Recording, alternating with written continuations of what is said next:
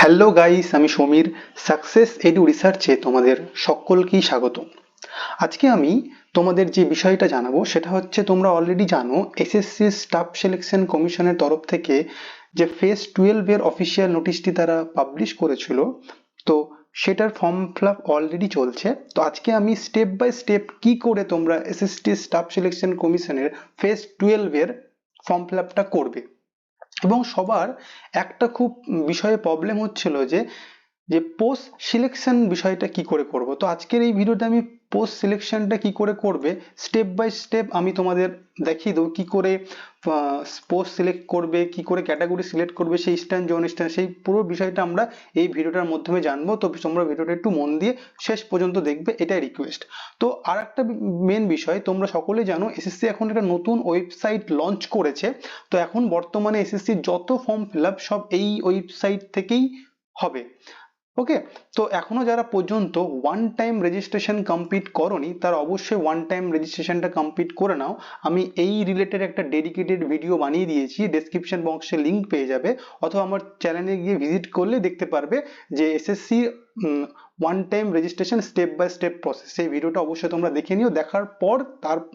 দেখার পর user ID generate করার পর তারপরে তুমি ফর্ম ফিল আপটা এগোতে পারবে, তার আগে পারবে না। তো তোমরা রেজিস্ট্রেশন কমপ্লিট করার পর যে ইউজার আইডি এবং পাসওয়ার্ড জেনারেট করেছিলে এবং এখানে ক্যাপচার দিয়ে লগ ইন করলে তোমরা মেন পেজে ঢুকে যাবে। মেন পেজে ঢোকার পর তারপরে তোমরা যে এসএসসি ফেজ 12 যে নোটিফিকেশনটা বেরিয়েছে সেখান থেকে অ্যাপ্লাই অপশনে ক্লিক করলে তোমরা পেজে ঢুকে যাবে। তো আমরা এখন তাহলে চলো আমরা ইউজার নেম পাসওয়ার্ড দিয়ে আমরা লগ ইন করে তোমাদের ওই পেজে নিয়ে যাচ্ছি, ঠিক আছে। ইউজার আইডি এবং পাসওয়ার্ড দিয়ে লগ ইন করলে তোমাদের এই ড্যাশবোর্ডটা খুলে যাবে। খুলে যাওয়ার পর এখানে দেখতে পাচ্ছ যে সিলেকশন পোস্ট এক্সামিনেশন ফেজ 12 2024 সাল, এখানে অ্যাপ্লাই নাও বলে অপশন আছে। এখানে অ্যাপ্লাই করার পর তোমরা নেক্সট পেজে খুলে যাবে। সেখানে গিয়ে তোমরা পরপর যা তোমাদের ডিটেলস চেয়েছে পুরো ডিটেলসটা সাবধানে ফিল আপ করবে। চলো আমরা কি করে ডিটেলসটা ফিল আপ করবো সেটা একবার দেখে নিই।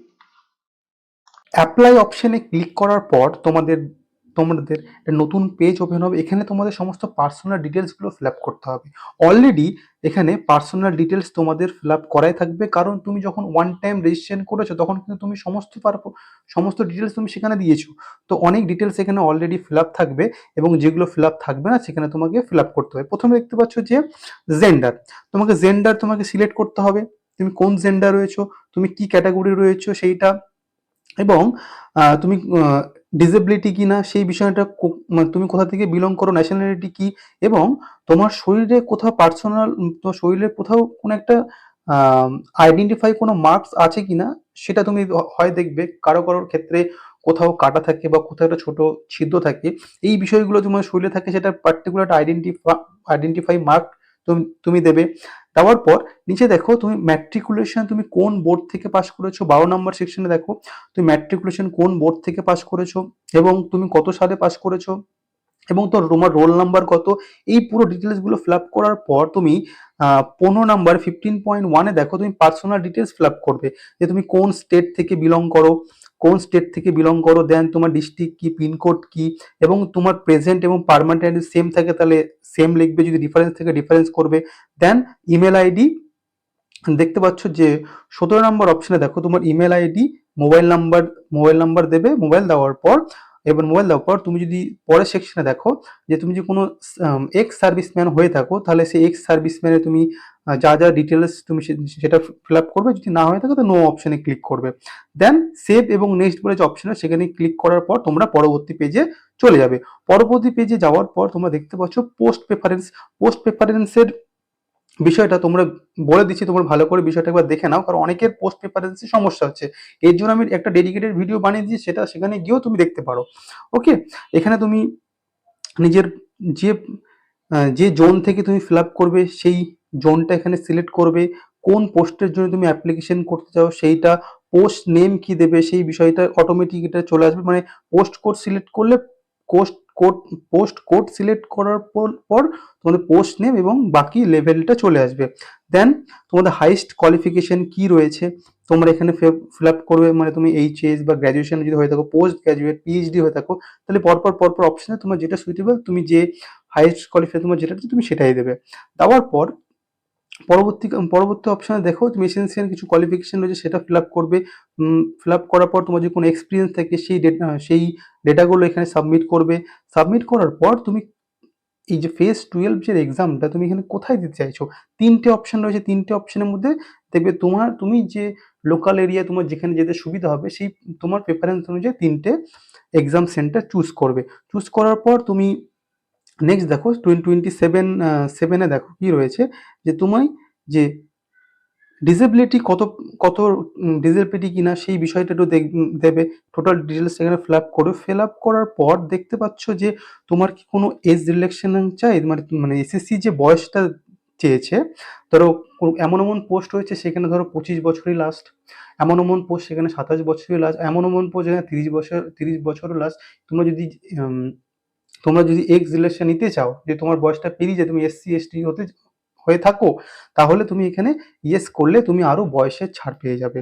নেক্সট আমরা এখানে নেক্সট সেভ এবং নেক্সট করলে আমরা পরবর্তী পেজে খুলে যাবো। পরবর্তী পেজে দেখো এখানে তোমাদের একটা এসএসসি ফেজ 2 এর নতুন একটা জায়গা তারা দিয়েছে, যে ফটো। আগে কি হতো, আমাদের একটা পার্টিকুলার ফটো আমাদের আপলোড করতে হতো এখানে, কিন্তু এখানে আর কোনো ফটো আপলোডের কোনো অপশন দেয়নি। তোমাদের direct live caption photo open করতে হবে। তোমরা যদি মোবাইল থেকে ফর্ম ফিল আপ করো তাহলে এই যে ক্যাপচার লাইভ অপশন এখানে ক্লিক করলে তোমাদের যে ফেস তুমি অটোমেটিকলি নিয়ে নেবে, এবং তখন এখানে ক্লিকের অপশন দেবে। ক্লিক অপশন করলে তুমি তোমার ফেসটা এমন জায়গায় রাখবে, মানে সেলফি ক্যামেরাটা, যাতে তোমার পিছনের ব্যাকগ্রাউন্ডটা যাতে পুরো প্লেন হয়, এবং তোমার মুখের ছবিটা প্রপার একদম পরিষ্কার, যাতে অন্ধকার না হয় এরকম দেখে তুমি ছবিটা ক্লিক করবে। ক্লিক করার পর পরবর্তী দেখো, এছাড়াও যারা ধরো সাপোজ এখানে একটা কিউআর কোডটা দেওয়ার কারণ হচ্ছে, ধরো কেউ ল্যাপটপ থেকে করছে বা কম্পিউটার থেকে করছে, তো সেখানে কি হয়, ল্যাপটপে যাতে স্ক্রিন ক্যাপচার করার জন্য একটা অ্যাপ আছে, আইভি ক্যাম বলে একটা অ্যাপ রয়েছে। সেই অ্যাপটা তোমাদের মোবাইলে ডাউনলোড করলে তোমাদের মোবাইল ক্যামেরার সাথে ল্যাপটপের ল্যাপটপের ক্যামেরাটা ল্যাপটপের ক্যামেরাটা কানেক্ট হয়ে যাবে, তখন তোমরা আরো পরিষ্কারভাবে তুলতে পারবে। নেক্সট দেখো এখানে অপশন রয়েছে হচ্ছে যে সিগনেচার আপলোড অপশন। সিগনেচারটা ভালো করে খেয়াল করবে। দেখো এখানে সাইজ বলে দিয়েছে 10 KB থেকে 20 KB এর মধ্যে, এবং হাইট ওয়েটটাও একটু ভালো করে খেয়াল করবে। কারো যদি সিগনেচার আপলোড করতে সমস্যা, আমাকে পার্সোনালি মেসেজ করবে বা কমেন্ট সেকশনে মেসেজ করবে, আমরা তার জন্য ডেডিকেটেড ভিডিও একটা বানিয়ে দেবো। এটা করার পর সেভ এবং নেক্সটে ক্লিক করলে তোমাদের টোটাল যে ফর্ম ফিল আপটা সেটা কমপ্লিট হয়ে যাবে। তো এই ছিল টোটাল এসএসসি যে ফেজ 12 এর form fill up step by step তোমাদের বলে দিলাম। এরপরও যদি কারো কোনো ডাউট থাকে অবশ্যই আমাকে কমেন্ট করে জানিও, তাহলে আমি আরও তোমাদের জন্য কোনো যদি হেল্প করতে পারি সেটা করে দেবো। তো আজকের মতো ভিডিওটা আমি এখানে শেষ করছি। সকলে খুব ভালো থেকো। Thank you.